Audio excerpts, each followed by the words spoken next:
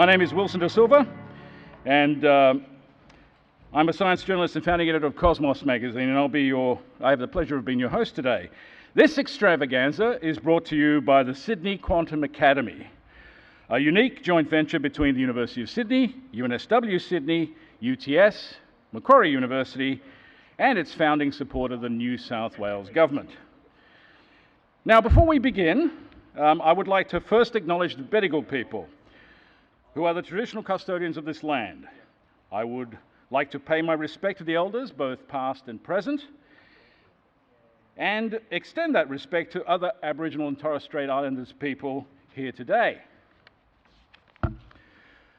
Now, ladies and gentlemen, whether you are here because you are determined on the career in the exciting world of quantum technologies, or you want to explore pathways that take you on that promising journey, or you're just quantum curious, then we are delighted to have you here today.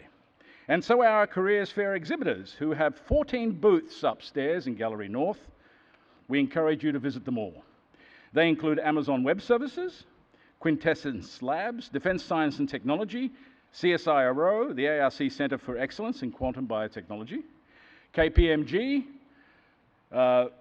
Australian National Fabrication Facility, Heavy Ion Accelerators, and IBM Quantum.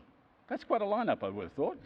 To get us started on the topic, we have a panel discussion, Finding a Career in Quantum. It is being chaired by Professor Andrew Doherty, a theoretical quantum physicist at the University of Sydney. He is a former Deputy Director of the ARC Centre for Excellence for Engineered Quantum Systems and a former Chief Technology Officer at PsiQuantum, a quantum computing company based in Palo Alto, California. I'm going to hand over to Professor Doherty, who will introduce you to our fabulous panel and get the discussion going. Andrew, please.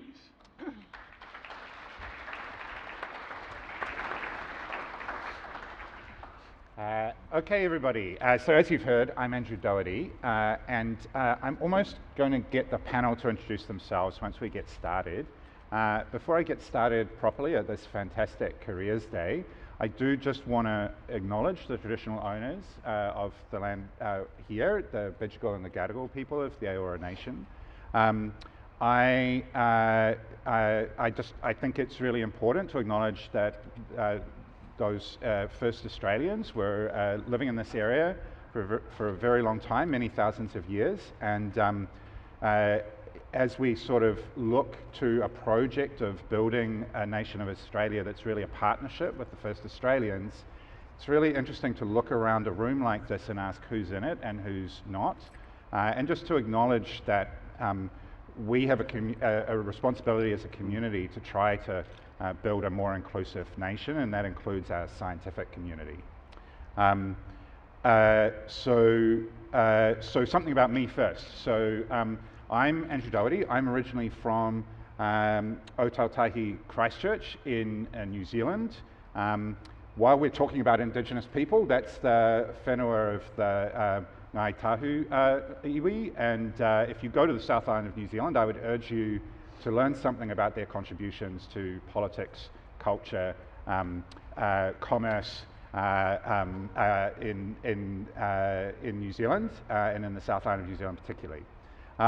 So I did my undergraduate there at Christchurch, University of Canterbury in Christchurch, which is not a very famous institution, except that it's where Ernest Rutherford first started to do physics experiments, a fact I was totally unaware of growing up in Christchurch till I started at the School of Physics there as an undergraduate. I did my PhD in Auckland at the University of Auckland under Dan Walls, who was a very well-known figure in quantum optics. At around the time this whole field of interest in quantum computers and other kinds of quantum technologies really took off in the mid-1990s. So I was very lucky to find myself in a very dynamic research area as a young person, and to have the opportunity to visit groups overseas at places like Caltech and start building international collaborations from that setting in New Zealand, where it was really properly a provincial kind of a place to work. Since then, I've had jobs at Caltech, I've had jobs at the University of Queensland. For quite some time now, I've been a professor, as you heard, at the University of Sydney. I also took some time off recently and went to work for a startup company in Silicon Valley called PsiQuantum, who are trying to build a quantum computer. And so as part of that, I was involved as a research contributor, an individual contributor doing research. And one of the interesting things about research in industry is you often have more time for research if you are in industry than if you are a professor at a university, where the bulk of your time is leading a research group, teaching and helping to run the university. And I also spent some time at PsiQuantum as something called a CTO, which they told me was an inward-facing role. I was in charge of sort of the technical strategy of PsiQuantum, which involved working with a lot of physicists and engineers, and a very big learning curve for me. So I hope you're getting the idea that I've been fantastically lucky in my career. I don't think I've been good at planning it. Something I'm hoping the panel will tell us about is, how to make some strategic choices, how to not just fall into the latest fad. But it is also true that there is quite a lot of luck involved in what we do. I think it's a really exciting time in quantum, and I'm really looking forward to this panel to sort of tell you a little bit about what career opportunities in quantum might be like. And what I'm going to do is I'm going to go along the panel here and give a very brief introduction to people, because I think it'll be more interesting for everyone to hear something about the career paths of the very interesting panel we have today. We've got representatives of government, and of industry, and a number of people that have a lot of experience in academia as well. So all the places you might be thinking of having a career, and we'll get a bit of a chance of how people got started, what employers in those areas are looking for, and some of the differences maybe between working in those different kinds of environments. So our first panelist, just immediately to my right, is Pina Dall'Armi-Stoks. And so she is a research leader at DSTG. I've been in Australia long enough, I have to look up the acronym every time I do this. That's the Defence Science and Technology Group. For those of you who don't know, that's the main defence science research laboratory in Australia. And so she has responsibility as the research leader for quantum technologies, science and technology. But she's by background a physicist, as many of us in the field are, with a PhD from Flinders in 1996. And so, Pina, I was just hoping you would give us a sense of yourself, your career, what you think went well or not so well, and what kind of opportunities you see for the future. Great, thanks Andrew, and thank you everyone for coming along today. As Andrew said, I am a research leader at the Defence Science and Technology Group. A lot of my background, yes, I've done physics and I've got a PhD in physics, but a lot of the background has been, a lot of my career has been working in industry before I decided to join Defence Science and Technology Group. That was a company with electro-optics, so looking at sort of the components of what is quantum. So I didn't know I was on a quantum journey until I come to the research leader role, but apparently I was. So doing electro-optics was my career, so really physics background. I joined DSTG, Defence Science and Technology Group, in 2000, so I've been there for about 23, 24 years now. And a lot of that work has been looking at electromagnetic systems, all right? And you're probably thinking, what's that got to do with quantum? Well, now that I've got the remit of quantum, I'm trying to understand how does quantum meet this electromagnetic systems, all right? So we look at systems both from the radio frequency and also electro-optics. And you'd be interested to know is that as quantum technology matures, these systems may potentially have those systems. So I need to understand what is the impact of that from a defence perspective. And I suppose my advice for careers or whatever is just take opportunities. Be open-minded. A lot of mine career has been just taking opportunities and having a go and being open to working with a diverse set of people. And so, that's one advice that I'll give to a lot of the people out there today. Thanks, Andrew. Thanks, Pina. Thanks very much. So our next panelist is Byron Villis, and I know Byron from his time at the University of Sydney, where until recently he was a postdoctoral researcher in the group of David Riley, and he's here today representing Archer Materials. And so, Byron, Tell us something about your experience, your career pathway. Yeah. Thank you very much. Great to be here. And yeah, so as Andrew highlighted, I've recently moved to industry. So Archer Materials, we're developing qubit technologies for various applications, but also quantum computing. And yeah, so I guess I've had in some ways, a typical quantum journey for someone of my generation, where I remember in high school we had to do a workers' education unit where we're deciding, imagining what we might want to do. And I remember stumbling across physics and thought, that sounds interesting. That sounds like doing actual physics. So for me, that piqued my interest. And I remember then I went to Melbourne University where I did my undergraduate and PhD. And yeah, I remember in early on in my lectures, we did a brief quantum module, and I guess I'm revealing my age here, but he said, my lecturer, I won't name him, but he said, probably in about 20 years' time, quantum computing is going to be a real important part of our community. We're going to be using it every day. We're going to see it around us. So, I think in practicality, it's now, well, even more than 20 years later, quantum computing is still developing. But he was right in that, identified it as a really interesting career. And for me, that piqued my interest. And so I guess that started my quantum journey, really, at that point.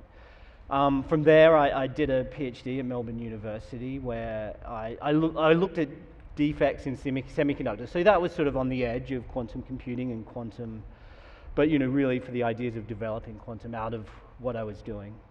I then went to France, Grenoble in France, which they coined the Silicon Valley of Europe. Well, a lot of places call themselves Silicon Valley of Europe. In fact, Australia, Sydney is almost this. Yeah, anyway, that's another topic. But I think, yeah, so I spent a year and a half in Grenoble, and that was really eye-opening, seeing the potential of what was happening in the semiconductor industry, but how that started to, already back then, to interface with quantum technologies, and quantum technology starting to leverage things like the semiconductor industry, which I think is really a strong point of what's happened with quantum computing in the last few years. So from there, I moved over to London, where I was working at University College London. So I was there for 9 years in various postdoc roles, but that was really a great opportunity. I was between a few different projects. Some of them is really large program grants, they call it in the UK, where you're working with a lot of different stakeholders, a lot of people doing really interesting science, and you're a cog in that wheel. So really great opportunity to meet a diverse set of physicists, I guess, not diverse set of people, but yeah, and then 2 years ago I moved back to Australia and worked with David Riley, and so there I was employed by the university, so working in the academic style, but also rubbing up against the Microsoft project, which is has a significant presence at Sydney University.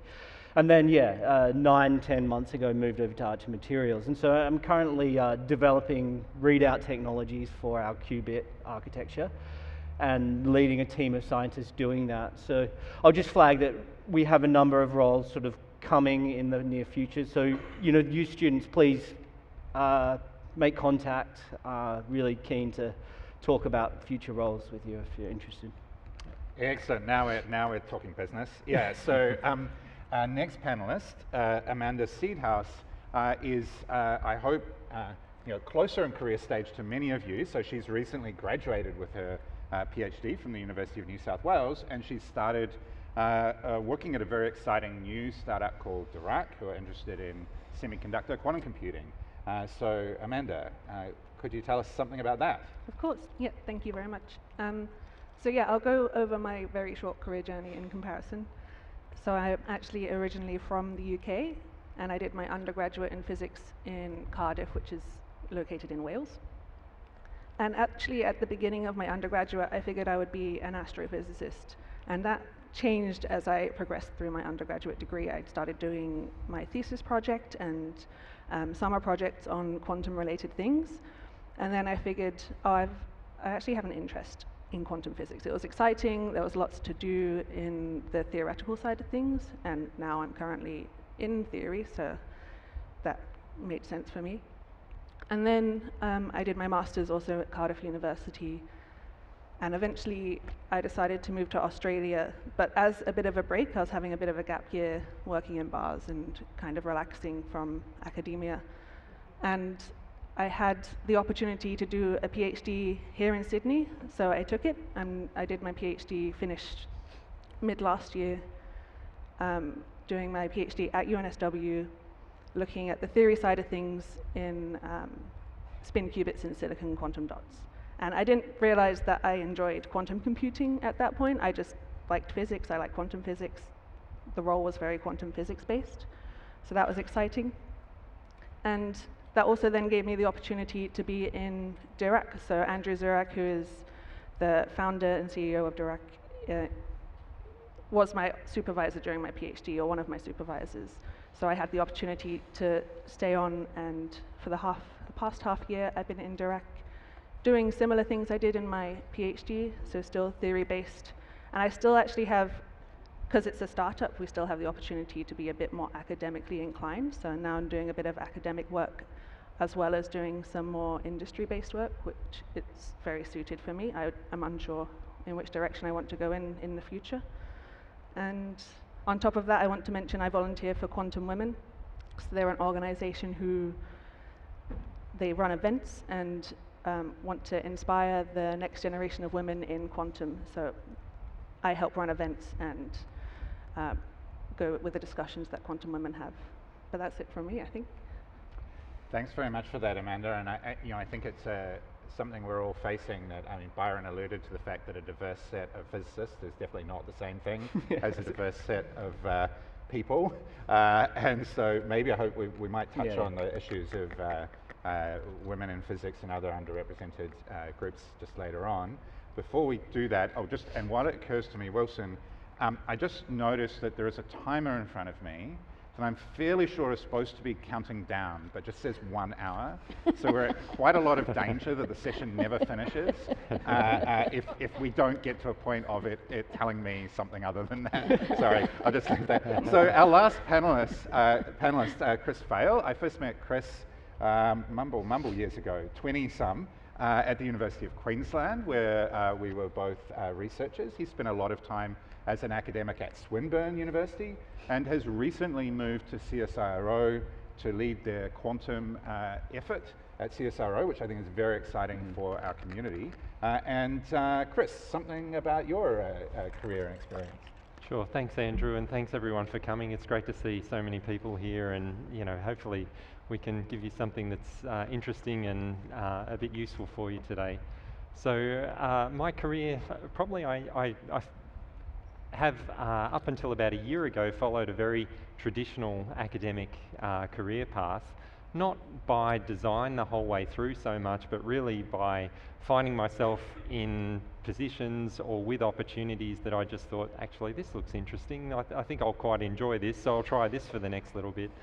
So I guess, I did my undergraduate and PhD degrees at Victoria University in Melbourne, which is one of the smaller universities, but somehow I found that environment quite suited to me personally, in that we were quite an intimate group and a close group of students and academics, and that sort of environment was really, I guess, beneficial for a number of researchers there, just to sort of feel part of a community and develop as a team. And I think that was one of the aspects that really got me into physics as a career.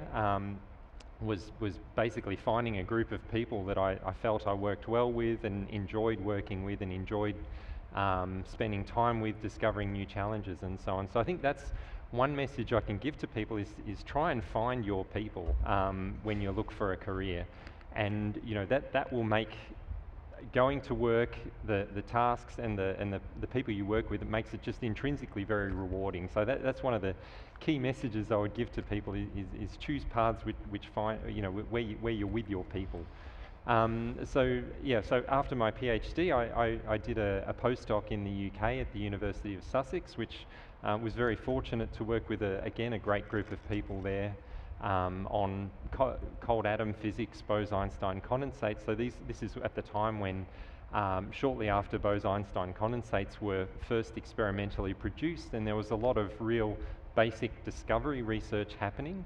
So that was a very exciting time from the scientific point of view, and then got the chance to come back to Australia and continue working in that area. So firstly at the University of Queensland, where I spent 4 years as a research fellow, and worked with a number of people here. So Andrew and Helena and other people in the audience, was very fortunate to work with them. And then an opportunity came up at Swinburne, and so being from Melbourne originally, I was quite, keen to take the chance to go back to my hometown and continue to work in this area. And had a very rewarding academic career there. So I was at Swinburne for 16 years.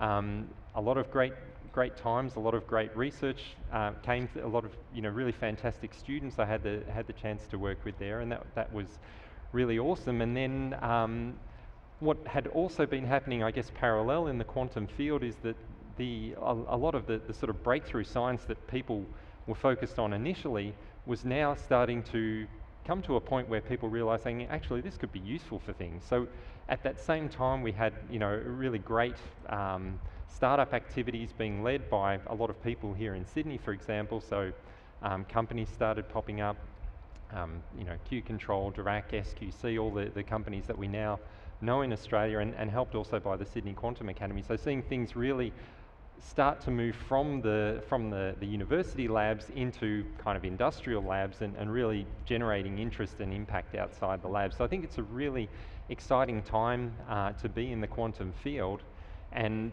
that seeing this transition was really a big part of the motivation for me to join CSIRO. So CSIRO is an organisation which doesn't so much see itself as the blue sky end of the world, of the research world, nor does it see itself as the really commercial end, but somehow it spans this whole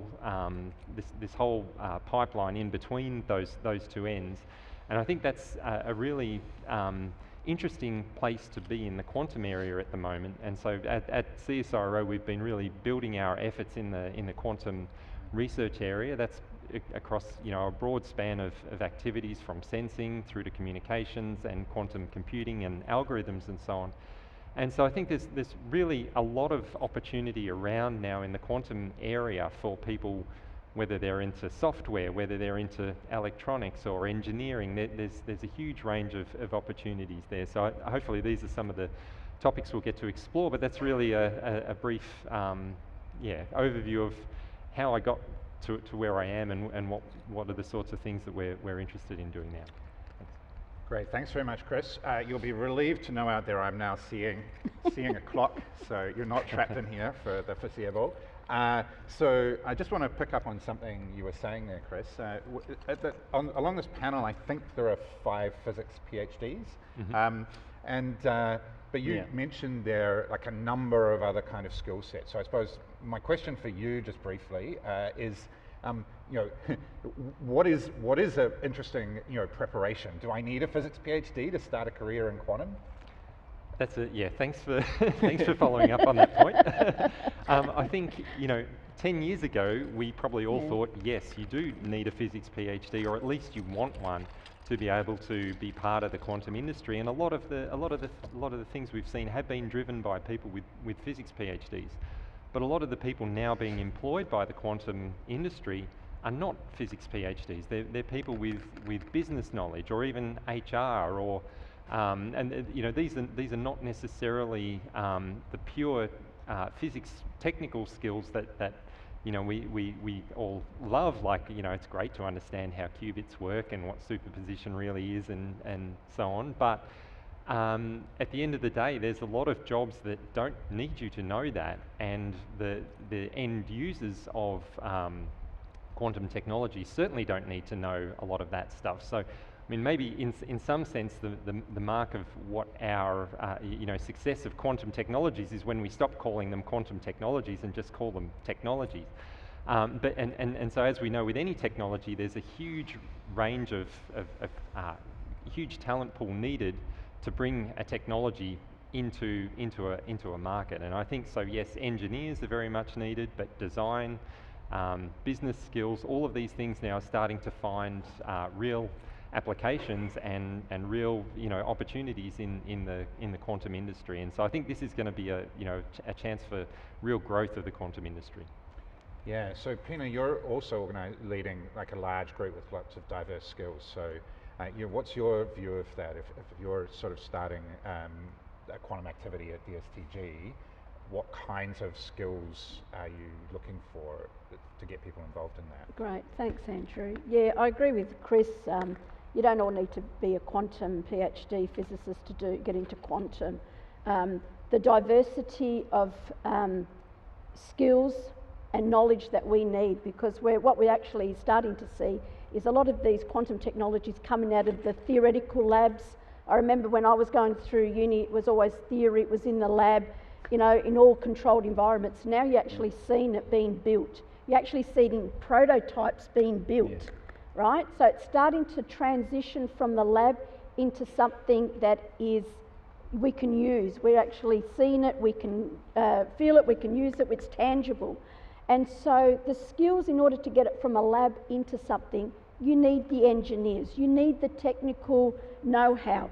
If you are starting up a company, you need those business skills. So I agree with Thing, it's the diversity. We need the mathematicians. So you don't have to be doing physics, you can actually be any of those and then come into the quantum world. All right, and I think the diversity is what embraced, but I think the key thing that we should be looking for is teamwork, being able to work with diverse set of skills, and it might even learning the language, because we all speak different languages when we're doing physics engineers and things like that. So it's really embracing those diversity and the strength that each of those areas bring to this quantum world, which is really exciting. Really exciting. Yeah, so I think it's almost taken as read here that there's really fantastically exciting technical problems in the field of quantum technology, whether that's in industry or commercial or government laboratories, and that there's a lot of technical backgrounds that can contribute to that. So I think that's what we're saying. But then it's very interesting, Penny, you talk about teamwork. I do just want to spend a little bit of time on potentially some skill sets that are not just technical. So Byron, you mentioned sort of offhand, while I'm now leading a team. Do you want to say something about that kind of transition, and what are the kind of skills you see that you sort of need to develop over time to start running? What does it mean to lead a team? What do you mean by that? Yeah, no, it's a really good question. And in a way, like, I think doing a PhD in physics doesn't set you up for that role, unfortunately, in some ways. I mean, like, doing a PhD in physics, often we're doing it ourselves. I think I've spent a long time thinking of myself as kind of like a Swiss Army knife of physics. And I think, quantum, or even quantum in a way, where, I think for a long time, if you wanted to do quantum computing, you had to do it everything, the software, the theory, the experiments, and so, yeah, we're really diversifying in terms of, I guess it's that aeroplane analogy where we're really starting to need people in everything that are experts in everything, and it's an exciting opportunity. So I think, yeah, but to cut to back to the question here at hand is, yeah, I in a way I don't know, like I don't have a good clear answer, but I mean the things that are important are sort of people skills, listening, interfacing, and I guess on that one thing that's become really apparent to me is that we are very different people, even though a lot of physicists in the room are, white males. We're all, different, and so we all have different expectations, demands, needs, desires of where we want to go, where, how we're going to get there. So, I think being an efficient leader it's important to embrace that. I mean, there's a real usefulness there. There's like particular problems are suited for different types of people. So to know how to mold your team into the problem that you have it's not a straightforward problem, and I don't know if I'm the best person to do it, but I enjoy the challenge. So yeah, anyway. So yeah, I mean that's adapting to a new task like that is always part of life in the workplace. So this question there, as Byron said, I'm not sure if a physics PhD is the best preparation for some of these tasks. This must be particularly vivid for you at the moment, Amanda, entering the workforce for the first time. And so I suppose what I'd ask is, You know, what's the one thing, and you know, there's lots of people, not just future job seekers in the room, there's also educators and PhD students. So, you know, what's one thing like you wish you had learned or been told or had an opportunity to do in your PhD now that you're experiencing the workplace, or maybe just something in the workplace that really surprised you? You thought, oh, you know, I need to work out how to do that. Yeah, I actually want to first comment on the fact that I don't have a PhD in physics on paper. I'm an electrical engineer, but that's just an example of how diverse we need our workforce to be. Sorry, I didn't really, yes, exactly. Well, that's, yeah. But I mean, no, but I can't work in a lab. Don't put me in a lab. I am a theoretical physicist. It's wild. But yeah, what I wish I learned, or at least I wasn't aware of when I was doing my PhD, and maybe still not too aware now, but is just do what you enjoy, I think, because I've been running events before joining Quantum Women, and I found it really enjoyable because I found it important to give space for women and people in STEM to realize that they belong where they are. And I did that just out of the fact that I enjoyed it. And it turned out that was very useful for me because you get to know all these interesting people and you feel a bit more secure in yourself. And I think it's just nice to know that I've learned through doing these events that I haven't had these feelings. I've had these feelings of being alone before, and then you meet all these people, they have the same experiences as you, and you learn a lot just by talking to different people, especially when they're higher up and you're a bit worried about talking to someone, and it turns out they want to talk to you more than you want to talk to them sometimes, which is really nice. So I guess, yeah, do what you enjoy, also talk to lots of people because people are interesting and you might get surprised and learn something new. Excellent. So, so you know, I feel as though we've sort of emphasized here communication, teamwork, leadership. To answer my own question about the thing I wish I knew when I was a student, I had a lot of friends when I was an undergraduate and a PhD student who were studying the law. It didn't occur to me at that time in my life that we would have very much in common in our professional lives. But as far as I can tell, a partner in a law firm goes out into the world and gets customers, explains to the customers, the clients, what they can do for them, goes back and trains a team of people who actually do that law work, and then goes and gives a presentation to the people that funded the work about how it went, and what worked and what didn't work, and how to move forward in the future.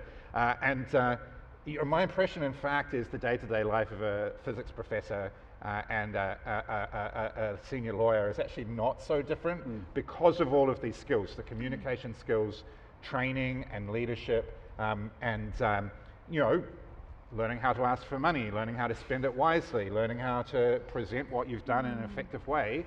And so, you know, I would say to everybody, look for ways to learn how to do all of that. Those opportunities exist regardless of what the background is in your you know, the technical background of your PhD is. And I think those skills, I mean, I think what you're hearing is those kind of skills would be useful like in a lot of different workplaces.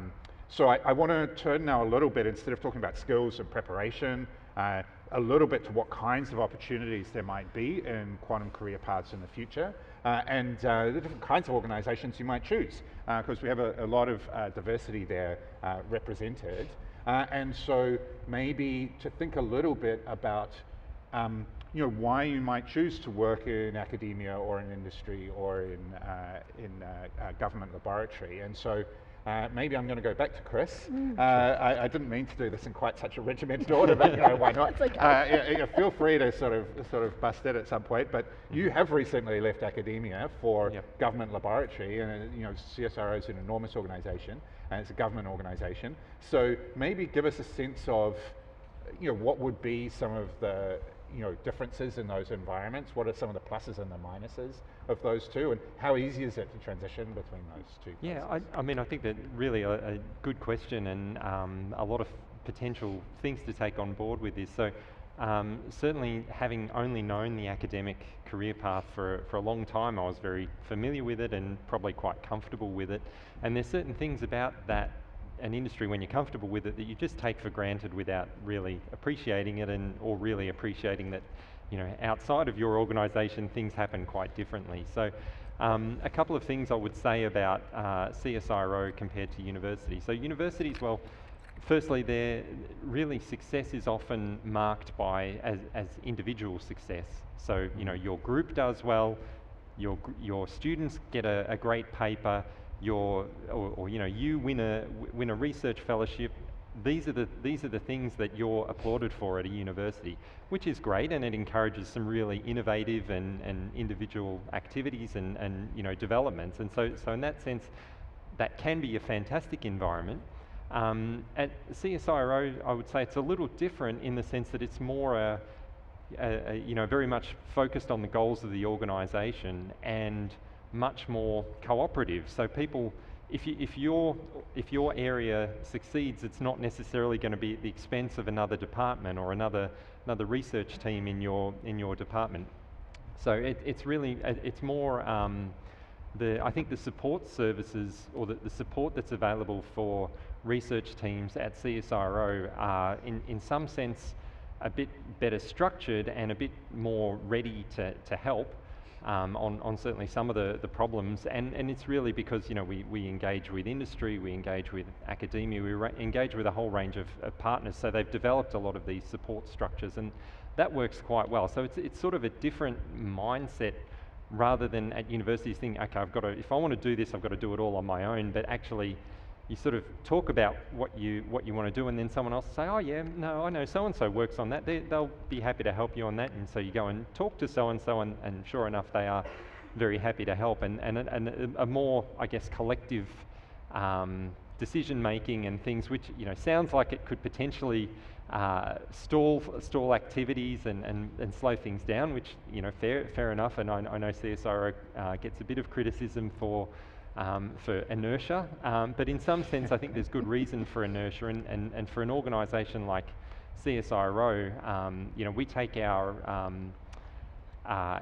sort of reputation as being a trusted scientific organisation in Australia. We take that very seriously, and so that's really part of everything that we do at CSIRO, is like, are we sure we're really giving the best advice or the best support we can, and how do we know that we're doing that? So those different motivations are something that you notice, I think, when you change organisation. That's been a very striking thing to me. So it's really, our mission now is, how can we actually help grow the Australian quantum industry and support the Australian quantum ecosystem? And so that's kind of a nice position to have, I think. And so, yeah, that's one of the differences I've certainly noticed coming from academia.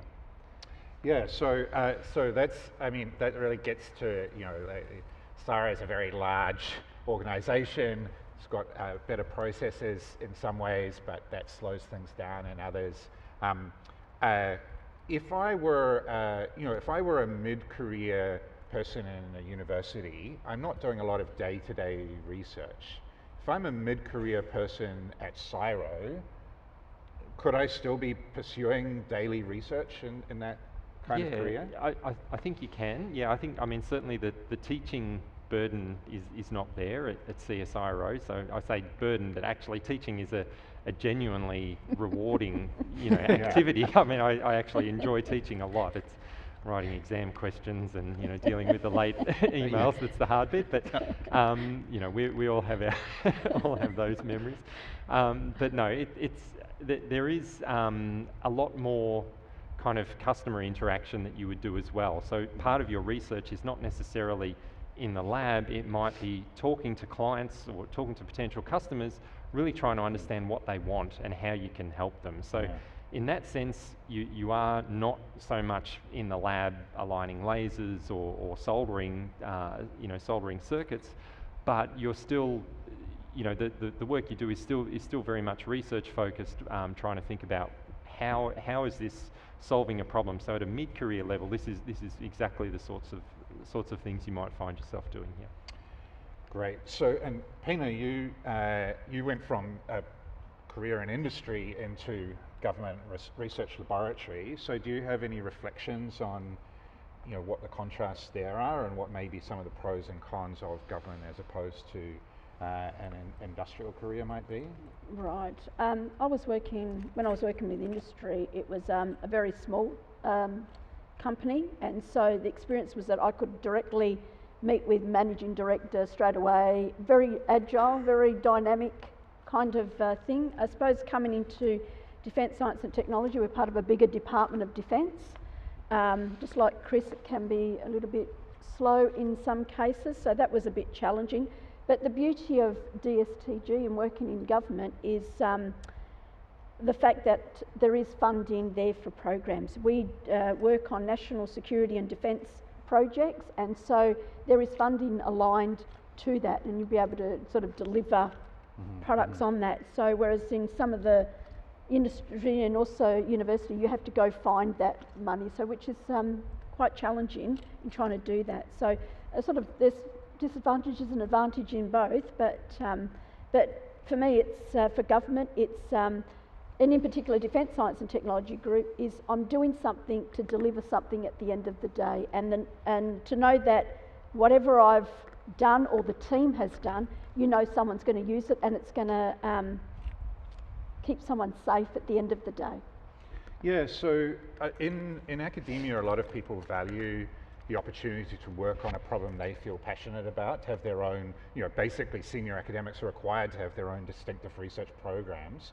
I presume in the kind of setting you're describing, that's not really possible. So like a mid-career person, is there an adjustment there to say, I'm going to be part of the team, I'm working on this really interesting research problem, but also it's quite programmatic, I need to follow some timeline and some strategy that's set by others? Yeah. Do people find that an adjustment? Yeah, it does, but the thing is, we partner a lot with academia and industry, all right? Similar to CSIRO, we partner with academia. So even mid-career staff people that want to do that, there are opportunities to be working with the academic world. So even though we're not doing primarily the research, we are partnering with others. So there is that opportunity to cooperate and partner with those and work in co-development of some of the work that is needed to do. So I'm aware that the clock is ticking, and I'm hoping that people are thinking about questions they might have, because we are going to be able to do questions, right? I'm looking at, and so if there's going to be mics somewhere, and so I'm just going to do a little bit of a chat, and then we'll take some questions. So I also just recently spent some time in industry, and I suppose two things struck me that are similar to what we're saying. I was working for a sort of a fairly large startup. And so one of the things is something that Chris mentioned, which is, in academia, we need to design research problems so that people get PhDs, and that requires a certain amount of individual credit. And the same is true for progression within the university system. People need to be able to identify individual contributions. And so, in that industrial setting, you get to work on really interesting problems in much larger teams. And I found that really exciting and stimulating. There were also, people I was encountering there that had careers as research contributors for their whole career. People that were interested more in client-facing roles, going out and talking to potential clients. People that were interested more in management and planning. So there was that range of roles there that I think you have to do a little bit of everything in the university setting. Whereas I think there's some options to specialize in different ways, but clearly, you're working towards a company strategy and timeline, and that often means people aren't necessarily working on the exact problem they would like to work on, in the same way that maybe as an academic, I get to write research grants to try and fund research programs that I believe in for the next 5 years or whatever. And I do just ask people to think a little bit about that, right? What's the day-to-day role when you're mid-career, and which kind of thing would you like, okay? Now, we're about to all go up and have I'd really encourage you to talk to the potential employers that are part of this careers fair day, and part of that is just thinking about how to make a good impression, and that impression starts with talking to a potential employer well before you want a job, but I'm just thinking, there's that element of how do you make a good professional appearance, and I'm going to go to two people that have done that more recently, so maybe, I don't know if Amanda, you've got any thoughts about what would be, your advice about going and interacting with a potential employer at your career fair day, or looking for a job out there if you're just towards the end of your PhD? Yeah, I mean, I don't know how good I am at that yet, but I'll see if my advice is any good. I think that when I go out and talking to people at careers fairs, it's typically maybe I've read a paper of someone's and I'm like, oh, I actually enjoyed your paper, and then there's a topic of conversation that you have, or sometimes you just talk to someone because they're next to you and then you get to know them. And I found that the more people I spoke to, the more I realized I had an opinion on whether or not I thought I could see myself working on something that they're doing or in the different settings that people have, so company or in academia. And I think it's important just to talk casually with people without necessarily wanting a job straight away if you don't know what you want, and just actually understanding, okay, what are my values and my interests, and how does that fit in with these different people I'm talking to. And that's what I found to work best for me, I think. But I don't know if you know exactly what you want to do. Maybe there's a different strategy, but I couldn't talk on that, I think. Excellent, thanks very much. Byron, do you have any advice for job seekers? No, I mean, I agree really strongly with what Amanda said. I think, you know, it's that cliche of, you know, networking is actually really important. And, you know, it's often as physicists, we're not necessarily the best at networking. So I think, you know, I guess from my perspective, it's easy to look back and think, okay, where are the areas that, you know, could have been beneficial? But I think something that's helped me is just going up and talking to people. I mean, sometimes I've come across as, you know, a buffoon who hasn't known what I've talked about, you know, what I'm talking about, or the question is a stupid question, you know. But in retrospect, you know, I'm glad I've done that. And it's really important to meet these people, you know. I mean, you get an idea of what they're doing, how you could fit in with what they're doing. And from my perspective, you know, trying to build a team, it's sometimes you don't know what you need, you know, what skill set. So someone, you know, a PhD student coming to me saying, you know, this is what I'm doing, you think, okay, well, you know, there's value in that, and you can adapt or something. So, you know, be open-minded, I guess is the thing, and, you know, yeah, meet people. I think these things are really useful, and it's a hard battle to, you know, find your niche in it all, but I think encourage you to keep going. Okay, so that's brilliant. So I am going to open it up for questions now. I just want to observe that hands. I'm looking for hands for questions. I've generated this framework where I've been talking about work in industry, government, and academia. I do want to say one of the really exciting things about our field is that people can go out and start a company. Yeah. There's lots of resources these days to do that. There's not a lot of experience with that on this panel, but if you're engaged with the SQA, there's a lot of ways to find advice about how to go out and start a company, and this conference that's coming up, Quantum Australia, would be a great way to network in that regard. I've got a questioner. Is that Eric? Yes, that's. Hi, Andrew. So last week, undergrad asked me, just finished first year, is interested in quantum, but was interested in what other courses he might want to take outside of the physics curriculum, and I gave him my standard answers of things like data science or electrical engineering, things that you find interesting that are adjacent to physics. But I'm curious what the panel might think if there are other areas, for instance, you know, business, theater, Mandarin, you know, German, French, Spanish, that may be useful going forward, rather than looking back and thinking, okay, we've got a lot of people in quantum that are double E. So, you know, for instance, your neighbor right next to you, or Ike Schwang, for instance, who wrote Mike and Ike's, you know, quantum computing book. But thinking about, you know, broadening that field, because the skill set that we're going to need is a little bit more diverse going forward. Yeah, so who wants to, I definitely have thoughts about that, but it looks like Byron's keen on that yeah, one. I mean, you flagged business here. I think, like, for me, yeah, having been in academia for so long, you know, I didn't think about really the business side of things. But for me, this has been a real eye-opener, coming into a, you know, relatively small, nimble company that just, you know, business skills become really important in that environment. And I think, yeah, diversity of skill sets in combination with physics can be really useful. I mean, it doesn't sort of answer which ones particularly, because, you know, there isn't a clear answer. But for me, you know, business in particular has been a really interesting thing. There's a lot of potential there. So. Great. Yeah, 100% agree with Byron. I think it's a really good question, Eric, and relates also to some of the discussion earlier. Particularly, and one of the things I think, I don't know if this is really taught in business or sort of project management type engineering degrees, but You know, a lot of the problems we tackle in the quantum industry at the moment are best going to be solved by large teams of people with diverse backgrounds. And so just having an understanding of how to coordinate and how to organise and plan work for a large team of people, such that you can most efficiently get to the solution you're trying to get, or get to an outcome. That's a hugely complex task, and that's a skill that, you know, as a traditional academic, you know, physics academic or quantum PhD student, I feel is something that we're missing a bit in the training. So and I'm not sure, I don't have a good answer of how to do that, because I'm still really struggling with that one myself, like knowing how to construct the teams we need. But it's clear that there is a lot of expertise that exists in various places that could help, and trying to really benefit from that, I think, would be useful. In terms of that undergraduate, I'm looking for more hands. Oh wow, okay.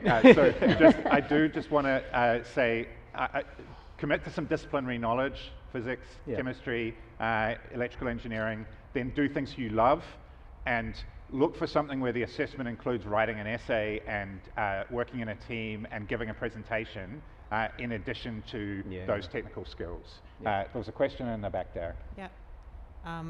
Brian Boyle, Sydney Quantum Academy. Andrew and the panel, thanks very much for some great insights there. I hear the words, you know, cutting edge startups, and one half of me hears, oh my goodness, I'm going to be working all the hours that God sends in this. How family friendly or how lifestyle friendly is a career in quantum science at the moment? And how have the panel members managed to ensure the correct priorities are given? That's a brilliant question. Thanks very much, Brian. Does anyone want to? I can start off. Go for it. So I don't have a family, but I can comment on, I have a fairly decent work-life balance, I think. And it's different for everyone, of course. And I think I found that my supervisor, at least, is very open to talking about, you know, my life and this kind of thing. And they're very encouraging of making sure you don't burn out, which is a very big issue in academia and now in the startups. So there's a lot of incentive, and there's a big push to make sure people are not stressing themselves too much and they're actually enjoying themselves. So I think at the moment, I'm having a great time. And if you do find yourself having an issue, it's always important to go talking to the different people and understanding how you can manage your stress and ensure you don't burn out. Yeah. You're keen, but Pina, I'm actually just kind of interested in your point of view of that, of like what are the work-life balance in a government lab leadership role? Oh, well, we take it very seriously, work-life balance. We can't do it all, so we partner. So that's one of our strategies for Defence Science and Technology Group, is that we can't do all of quantum technology for defence. That's, you know, we're going to burn out staff no matter what. So we look for partnerships. So, you know, for other, even startups, you know, maybe the advice is to partner with some of these other startups, and together you can really deliver what needs to be done. So from our perspective, from a Defence Science and Technology Group, we take it seriously, work-life balance. We partner and trying to bring whatever skills, knowledge, capability we need in order to deliver, so we don't burn out staff. So partnership is a real key for us. So, I mean, my answer to that one a little bit would be that I was trying to say, think a little bit about the kind of work you want to do in terms of choosing an organization. I think work-life balance is not going to be as good in startups might be a young person's game where people are working more hours. As they grow, they're going to develop good policies around working hours and all of those things. I think universities are not good at encouraging people to develop the right boundaries. And the thing I would say to young people is, you have to prioritize things outside of work, and it really adds up over time in terms of burnout, in terms of you absolutely have to make this a priority and think about it and talk to your employer about it, and don't and work out change jobs if necessary to find someone that's supporting you the way Amanda was describing. That's because that's out there. People are worried about this issue, but you will find other situations too. There was a question. Yes. Okay, this does seem to work. So the advice for job seeking that this panel has been talking about is mostly network, network, network. What comes next after that? Like, if I'm here at this careers fair and I talk to some people at the booths, what do I do after that? Is it just, months later when I'm finally ready to look for a job, I shoot some emails like, hey, remember me, one of the hundreds of people you talked to months and months ago? Do you have a job for me? I don't imagine so. Yeah, that's a really good question. How do I turn a networking conversation at one conference into a relationship that might be relevant for my future career? Yeah, You were not in, Byron? Yeah. I mean, it's a good thing to follow up from some of my previous statements. I think, and it's different for different areas of research and so on. But for academia, there's a lot of opportunity here. I think, there's.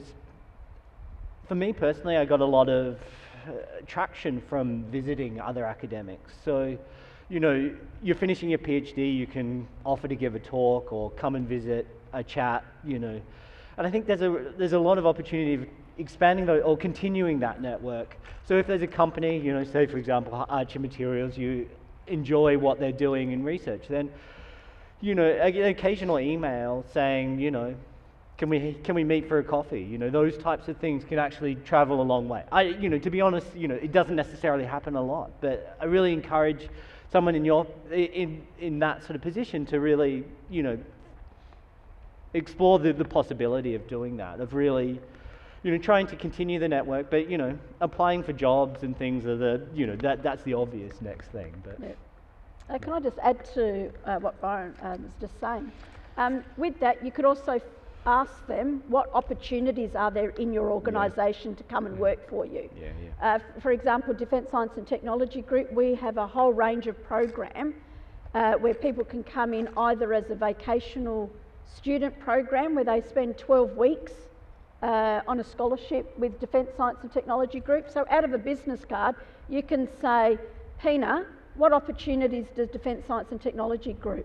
We also have graduate program, we have STEM cadet programs. So these are opportunities that are available for students to come and work for an organisation like Defence Science and Technology Group, find out how we work, how we operate, and then work out, is this what I want? And then hopefully, through that you might be able to ask some other industry people, hey, what opportunities do you have? Can I do a work experience with you? Can I do an internship with you? And see what responses they get. So there are all these opportunities out there. So from a business card, it could be a career path.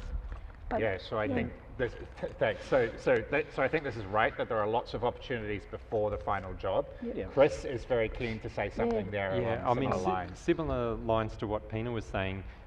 When you're applying for a job, you can't necessarily go to a potential employer and with your ideal job in mind and say, I would really like to do a postdoc on this, this, and this, right? That's not going to get you to the next step. So what I said, the way to approach it is to, as Pina said, look at the opportunities that are available, find out about those. Genuinely, approach those with an open mind and with interest.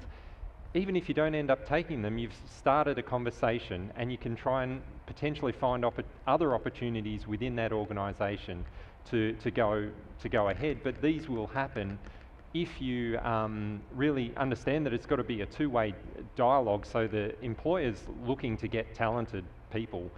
You're looking to work at an organisation that you think is going to be a great place to be. Has to be a sort of two-way give and take on both sides. And so if you approach it that way, I think that's the right sort of, open-minded, a bit of flexibility, give and take to these sorts of conversations and to your application process. Pina just has one more thing. Yeah, can I just add one more thing? And just on to Chris's, we're sort of adding to our discussion here. It's also that by talking to someone, could be for me, you could be telling me what you'd like to do. I may have someone that in my network that I can direct you to, all right? So it's also that networking. So as you talk to industry partners, they have networks that could actually help you. Yeah, and so I do think it's really important to think about the interaction both ways around. On the one hand, you're talking to a potential employer who you are wanting to impress. On the other hand, they're talking to a potential hire in a field where there's a lot, there's a shortage of skills, and you want to get a sense of who are the employers out there, what would it be like to work for them, and you're interviewing them a little bit. Just hopefully we've sort of given you some ideas about what are the kinds of questions or thoughts you might have about a potential employer and the way they work, what you would do if you worked for them, this kind of thing. There's a question right here in the front. It's going to be the last question, I'm afraid. Hello, I'm Andrew from DSTG. I can't help but notice that all 5 of you are sitting in front of the word Australia. Hi. And quantum in both academic and industry is a global industry and activity. So we're here at a careers fair. So what is it then that we are doing here to say that is good about a career in quantum in Australia? Sorry, that last bit again. What is it that attracts people to have careers in quantum industry and academia in Australia? What's the unique thing we're offering? Yeah, I think that's a great question. Does anyone feel strongly? I feel strongly about this one, but does anyone? I mean, salaries.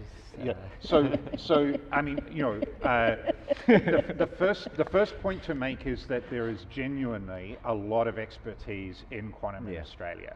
The research community here is really vibrant. It's educated. Like if you look at 20 some years now of the Centre of Excellence program that has trained PhD students for people who now run IBM's quantum computing effort, like Jay Gambetta, for people like Jeremy O'Brien, who run startup companies in quantum computing with multi-billion-dollar valuations. I'm forgetting some other very important people. If you look at the legacy of our research and the vibrancy of our research community, it's a really great place to do this work. And then I think, for myself and many others, it's the quality of life. And so we do need to be aware that it is an international research community. Australia is not going to do everything in this field. There's lots of collaborations. I myself have worked overseas at many points. I have lots of international collaborators. It's not that this shouldn't be a kind of a nationalistic kind of thing, in my view. I'm not the Australian here, so I get to say that. It's an international research community, but it is a great place to do this work. There are lots of opportunities here in Australia, and there's real expertise and real opportunities. We will be a major player in the field internationally. The weather's good too. Chris. Oh, well, Byron can go and I'll... No, please. I just want to say 100% hear your point, and I think it's something we have to be very cautious of, that actually there's a lot of quantum activity happening in many other parts of the world, and so it's important that we maintain good engagement with the rest of the world, because what can happen is we're quite an isolated country. We have awesome research and expertise in certain areas, but it really is important to maintain the international connections to understand how the trends are evolving overseas. And I think that's something, we've seen success with Australians going overseas, but really we need to be very conscious of keeping our links open and active. So yeah, I hear you. Brilliant. Thanks very much, everybody. Thanks for those fantastic questions. This is red flashing light now. So I just want to thank all the panelists for, I think, a very good discussion. And I want to urge you all to go and talk to potential employers now at the booth that's happening next.